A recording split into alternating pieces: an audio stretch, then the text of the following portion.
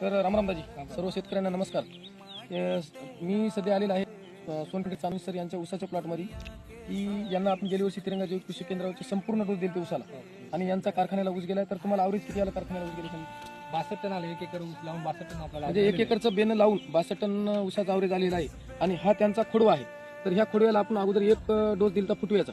तर फुटव्यांची संख्या मोजू शकता तुम्ही किती येते एकायला. तरी 12-13 फुटवे असे आहेत. तर आज आम्ही ह्या खोडव्याला दुसरा डोस घेऊन आलेला आहे. तर शेतकऱ्यांना आपण विचारू का नेमका रिझल्ट तुम्हाला कसा वाटायला, तुमच्या खर्चात किती बचत झाली? आमच्या 0 खर्चामध्ये बचत आहे. एकही रुपया आपल्याला बाहेरून आपण खर्च केलेला नाही. फक्त 6 ते 7 हजार रुपये जे आपला खर्च आहे. हो, 7,000 रुपये लागले हा, आपल्याला. तेवढाच. हा, तेवढाच. बाकी तुम्ही दुसरा कुठला एक खत रुपया वगैरे नाही. काहीच नाही. खत वगैरे काहीच नाही. कोणतं बाहेरला काहीच म्हणजे खरं सांगा, कारण तुमच्या बघून दुसरे शेतकरी नाही. वापरणार. नाही, दुसऱ्याला काम तुमचा नंबर टाकायला युट्यूबला नाही, नाही, शेतकऱ्याला आल्यावर तुम्ही प्रत्यक्ष त्यांना खरीच आपण माहिती दिली एकही पाहिजे रुपया शेतकऱ्याला. कुठला एकही रुपयाचा खर्च केला नाही. ठीक आहे. तर रामराम शेतकरी मित्रांनो.